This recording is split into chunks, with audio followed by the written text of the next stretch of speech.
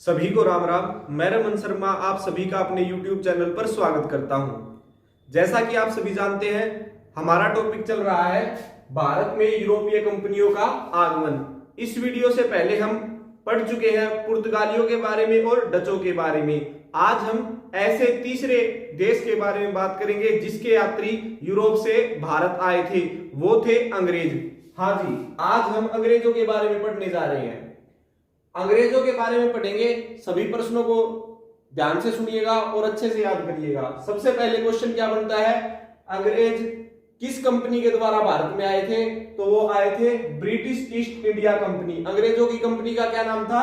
British east India company. कहां से आए थे अंग्रेज? इंग्लैंड से आए थे। इंग्लैंड से आए थे ये लोग। इनकी कंपनी का नाम था ब्रिटिश ईस्ट इंडिया कंपनी। तो सबसे पहले क्वेश्चन बनता है कि ब्रिटिश ईस्ट इंडिया कंपनी की स्थापना कब हुई? 31 दिसंबर 1600 को हुई थी। 31 दिसंबर 1600 को इंग्लैंड की महारानी एलिजाबेथ प्रथम,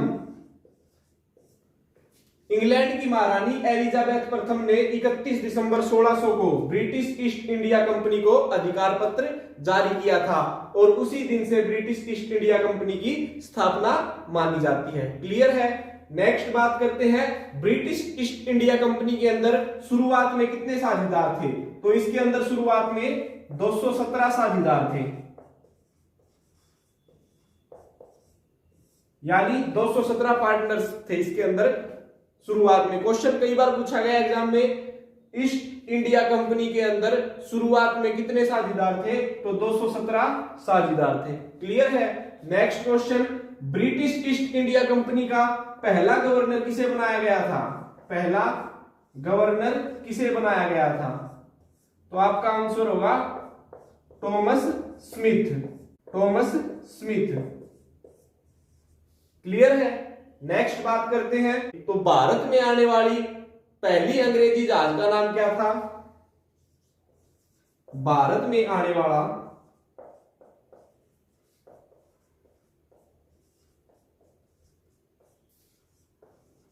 प्रथम अंग्रेजी जहाज, तो उस जहाज का नाम था रेड ड्रैगन। क्लियर है?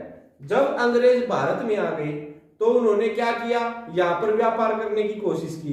तो व्यापार करने के लिए इन्होंने क्या किया? 1608 में इन्होंने सूरत में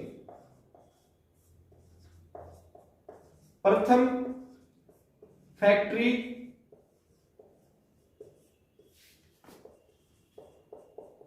लगाने का प्रयास किया।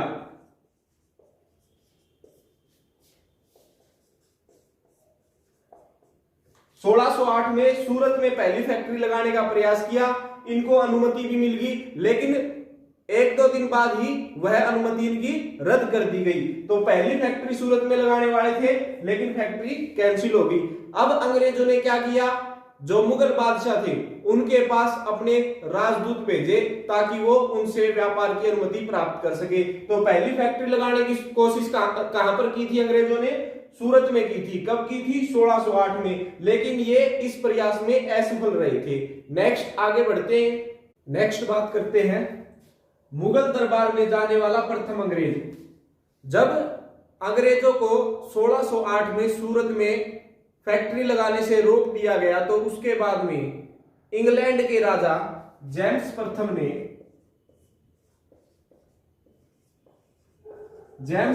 ने अपना राजदूत बनाकर कैप्टन हॉकिंस को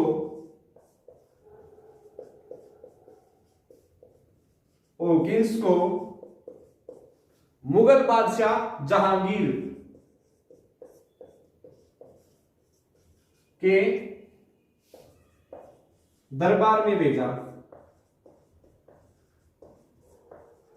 तो क्लियर हो गया होगा, मुगल दरबार में जाने वाला प्रथम अंग्रेज कौन था?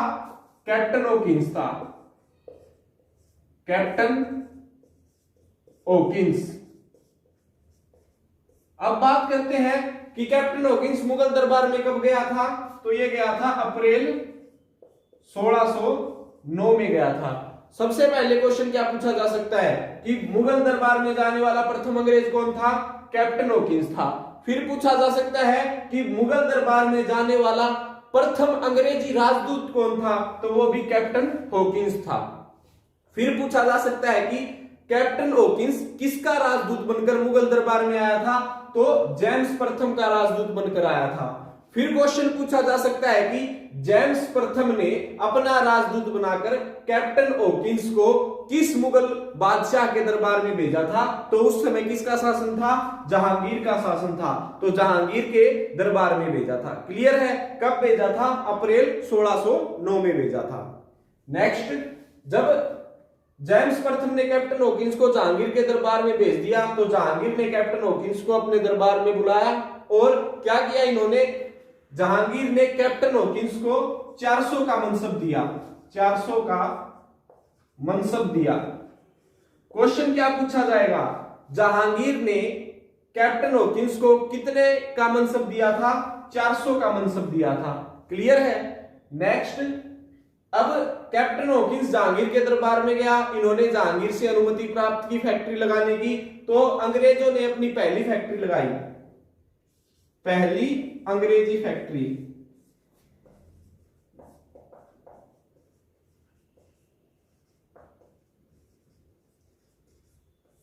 क्वेश्चन क्या पूछा जाएगा, भारत में अंग्रेजों ने अपनी पहली फैक्ट्री कहां पर लगाई, वो लगाई थी मसूलीपट्टनम में,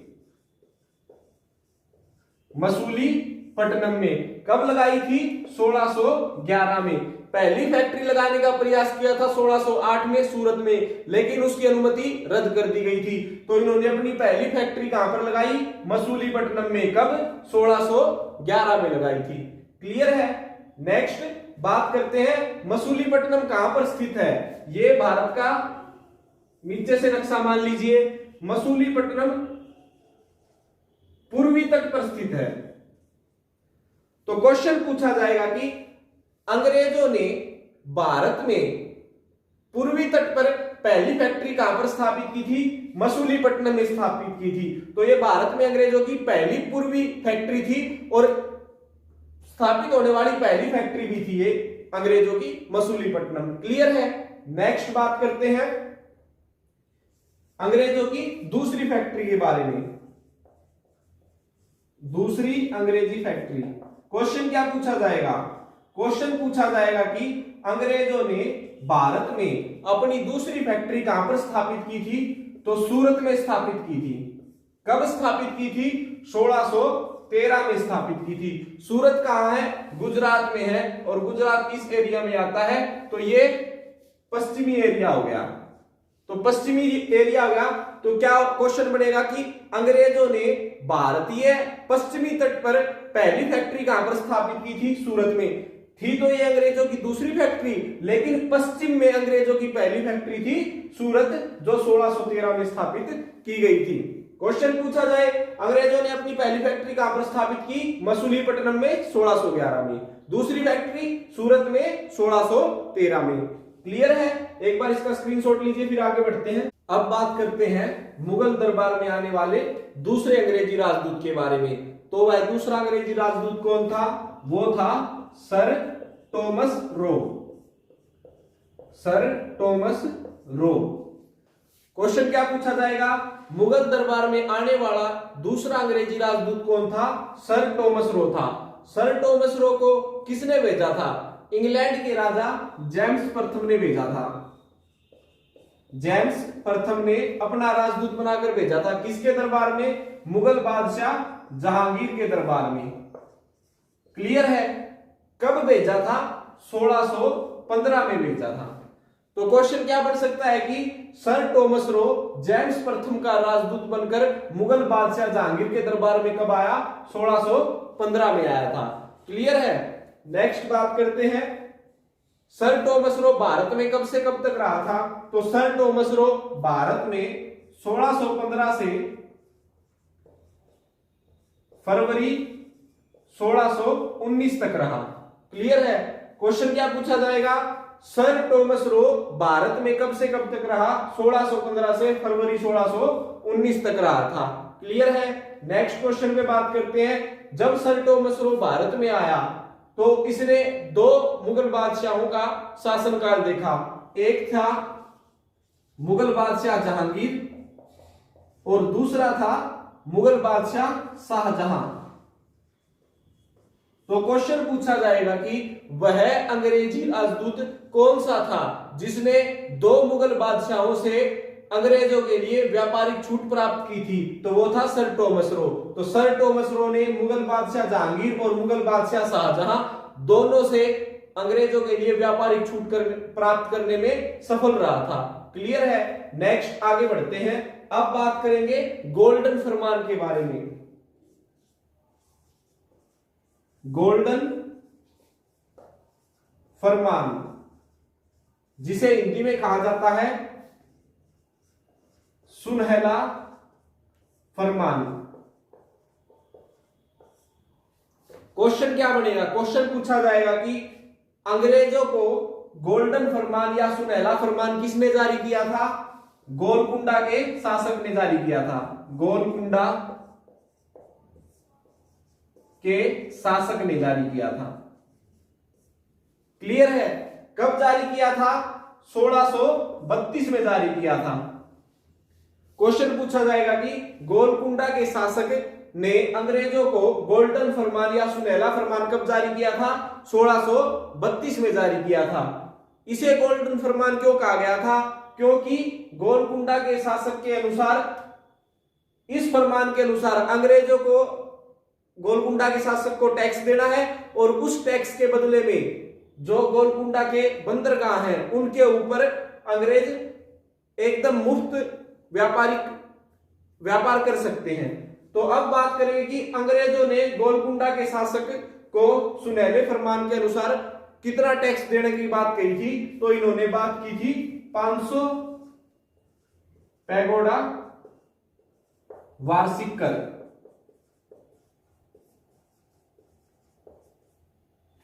क्वेश्चन क्या बनेगा? क्वेश्चन ये बनेगा कि सुनहला फरमान के अनुसार अंग्रेजों को गोलकुंडा के शासक को कितना कर देना था? तो वो देना था 500 पैगोडा वार्षिक कर देना था, यानी एक साल में 500 पैगोडा देने थे। पैगोडा क्या थे? सोने के सिक्के होते थे उस समय में, जिन्हें पैगोडा कहा जाता था।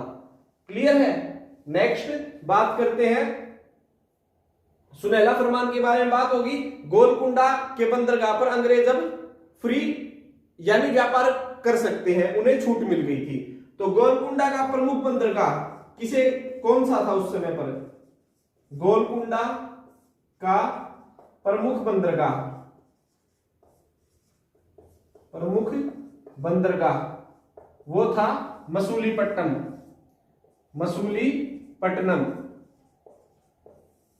क्लियर है? गोलकुंडा का प्रमुख बंदरगाह था मसूलीपट्टनम। यहां पर अब अंग्रेजों को व्यापार करने की छूट मिल गई थी गोलकुंडा के शासक के द्वारा। किस फरमान के तहत? सुनहला फरमान या गोल्डन फरमान के तहत। इसके अनुसार अंग्रेजों को, गोलकुंडा के शासक को क्या देना था? 500 पैगोडा वार्षिक कर देना था। क्लियर है? नेक्स्ट अब बात करते हैं अंग्रेज अधिकारी फ्रांसिस डे के बारे में। अंग्रेज अधिकारी फ्रांसिस डे। अब इस फ्रांसिस डे ने क्या किया था? देखो, फ्रांसिस डे समझकर ये मत समझ लेना कि ये फ्रांस का था, ये अंग्रेज अधिकारी था, इसका नाम था फ्रांसिस डे। फ्रांसिस डे ने क्या किया था? फ्रांसिस डे ने 1639 में चंद्रगिरी के राजा से मद्रास को पट्टे पर लिया। मद्रास को पट्टे पर लिया। तो क्वेश्चन क्या पूछा जाएगा? क्वेश्चन पूछा जाएगा कि अंग्रेज ने मद्रास को कब पट्टे पर लिया था? 1639 में पट्टे पर लिया था। किससे लिया था? चंद्रगिरी के राजा से लिया था। अब यह क्वेश्चन पूछा जा सकता है कि 1639 में किस अंग्रेज अधिकारी ने चंद्रगिरी के राजा से मद्रास को पट्टे पर लिया था तो वो अंग्रेज अधिकारी था फ्रांसिस डे। क्लियर है? मद्रास इन्होंने ले लिया। मद्रास अंग्रेजों ने जब पट्टे पर लिया तो मद्रास में अंग्रेजों ने एक किला बनाया, तो उस किले का नाम क्या था? Fort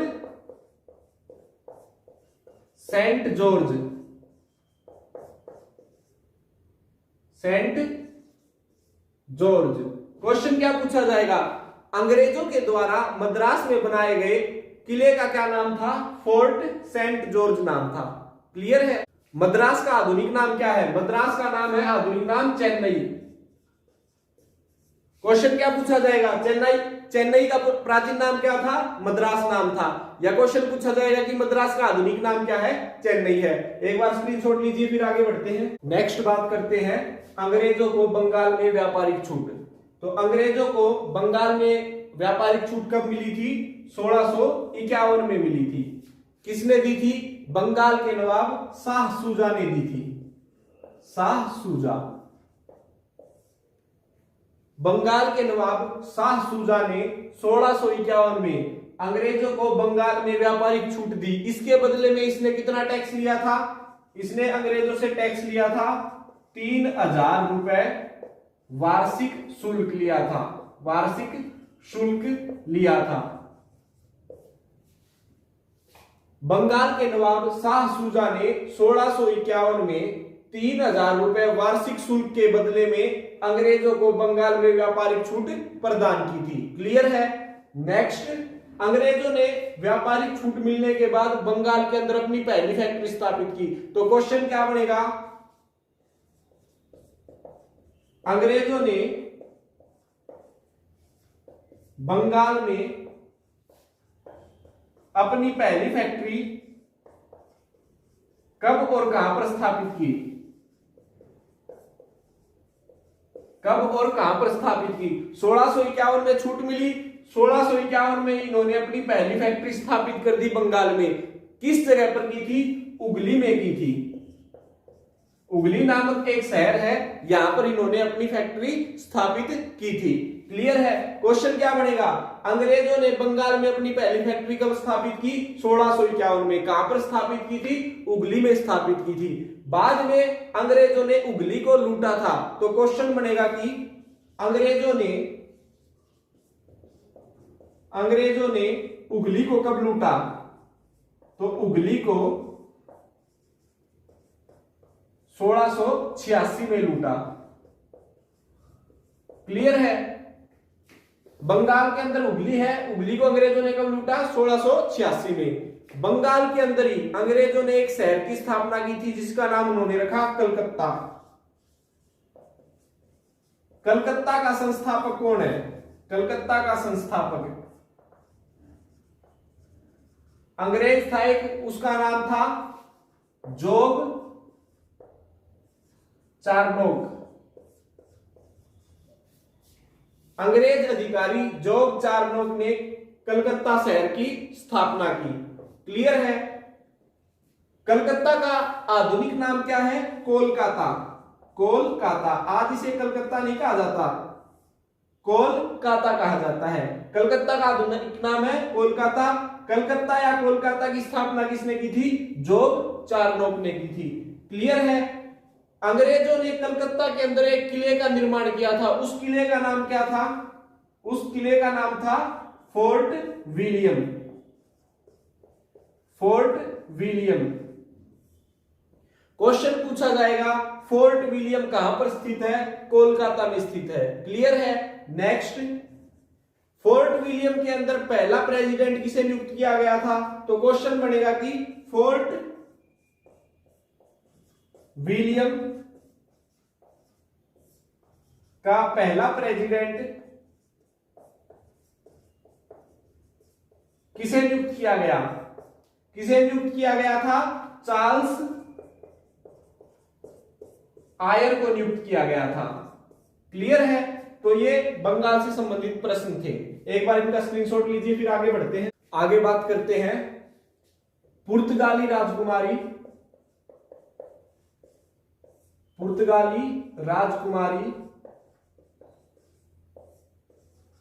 Catherine of Braganza, Catherine of Braganza और ब्रिटिश राजकुमार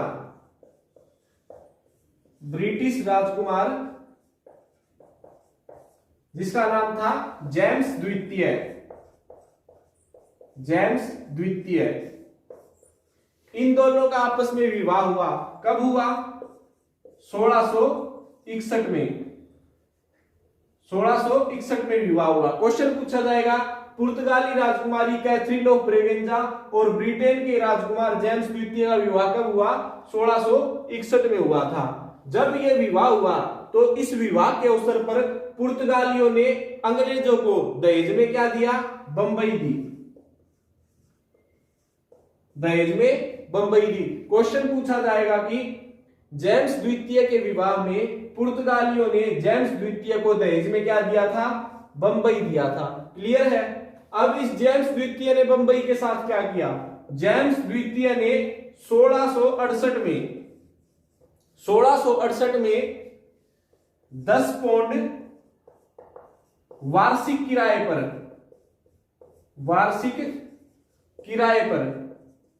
जेम्स द्वितीय ने बंबई को किराए पे चढ़ा दिया।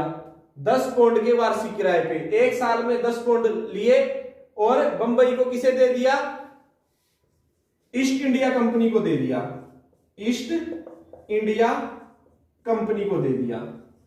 क्लियर है? तो क्वेश्चन पूछा जाएगा कि जेम्स द्वितीय ने 10 पौंड के वार्षिक किराए पर बंबई को ईस्ट इंडिया कंपनी को कब दिया? 1668 में दिया था। क्लियर है? नेक्स्ट, बंबई का आधुनिक नाम क्या है? बंबई का आधुनिक नाम है मुंबई, जो कि वर्तमान में महाराष्ट्र की राजधानी है। क्लियर है? नेक्स्ट बात करते हैं, अंग्रेजों ने बंबई के अंदर क्या किया? अंग्रेजों ने बंबई को अपना मुख्यालय बनाया। तो अंग्रेजों ने बंबई को अपना मुख्यालय कब बनाया था? 1687 में बनाया था। मोस्ट इंपोर्टेंट क्वेश्चन है, अंग्रेजों ने भारत में अपना मुख्यालय बंबई को कब बनाया?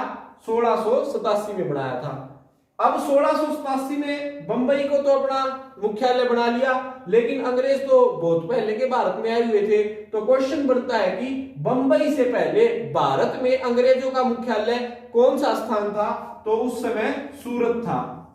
क्वेश्चन दूसरी तरह से कैसे पूछा जा सकता है कि 1687 से पहले भारत में अंग्रेजों का मुख्यालय कौन सी जगह थी?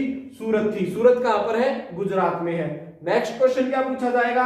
अंग्रेजों ने बंबई को अपना मुख्यालय कब बनाया? 1687 में बनाया था। क्लियर है? अब बात करते हैं बंबई शहर के बारे में। बंबई शहर की स्थापना किसने की? बंबई का संस्थापक कौन था? तो बंबई का संस्थापक था गेराल्ड ओंगियर। मोस्ट इंपोर्टेंट क्वेश्चन है, बंबई शहर का संस्थापक कौन था? गेराल्ड ओंगियर। ये बंबई थी जो दहेज में पुर्तगालियों से अंग्रेजों के पास आ गई थी। एक बार इसका स्क्रीनशॉट लीजिए, फिर आगे बढ़ते हैं। नेक्स्ट अब बात करते हैं 3 गांवों की जमींदारी के बारे में। वो 3 गांव कौन थे? सुतानुती, कालीकट व गोविंदपुर। इन 3 गांवों की जमींदारी अंग्रेजों ने कब ली थी? 1698 में ली थी। कितने रुपए में ली थी? 1200 रुपए में ली थी। क्लियर है? क्वेश्चन पूछा जाएगा, 3 गांवों की जमींदारी सुतानुती, कालीकट व गोविंदपुर, इन 3 गांवों की जमींदारी अंग्रेजों ने कब ली? 1698 में ली। कितने में रुपए में ली थी? 1200 रुपए में ली थी। क्लियर है? नेक्स्ट बात करते हैं, बंगाल में बिना टैक्स व्यापारिक छूट अंग्रेजों को कब मिली थी? 1717 में मिली थी। किसने दी थी? मुगल बादशाह फर्रुखसियर ने दी थी। फर्रुखसियर ने दी थी। क्वेश्चन पूछा जाएगा कि अंग्रेजों को बंगाल में बिना टैक्स के व्यापारिक छूट कब प्राप्त हुई? 1717 में प्राप्त हुई। फिर क्वेश्चन पूछा जाएगा, बंगाल में बिना टैक्स व्यापारिक छूट प्राप्त अंग्रेजों को किसने प्रदान की? मुगल बादशाह फर्रुखसियर ने प्रदान की। अब मुगल बादशाह फर्रुखसियर इन पे इतना मेहरबान क्यों हुआ? कैसे हुआ बताते हैं। जब अंग्रेज मुगल बादशाह फर्रुखसियर के दरबार में गए थे, उस समय फर्रुखसियर घायल था और इसकी अवस्था ऐसे हो गई थी कि ये मर सकता था। तो अंग्रेजों के साथ एक डॉक्टर था जिसने फर्रुखसियर का इलाज किया और उसके इलाज के द्वारा फर्रुखसियर ठीक हो गया। तो फर्रुख सियर ने देखा कि इन्होंने मेरे को जीवन दान दिया है, तो इस बात से खुश होकर फर्रुख सियर ने 1717 में अंग्रेजों को बंगाल में बिना टैक्स दिए व्यापारिक छूट प्रदान की थी। क्लियर है, यह था अंग्रेजों का भारत में आगमन। एक बार इसका स्क्रीनशॉट लीजिए। आशा करता हूं आपको यह वीडियो अच्छे से समझ में आ गई होगी। इससे पहले हम पुर्तगालियों के बारे में पढ़ चुके हैं, फिर हमने डचों के बारे में पढ़ा, अब हम अंग्रेजों के बारे में पढ़ चुके हैं। नेक्स्ट वीडियो में हम फ्रांसीसियों के बारे में बात करेंगे। तब तक के लिए धन्यवाद। जय हिंद, जय भारत।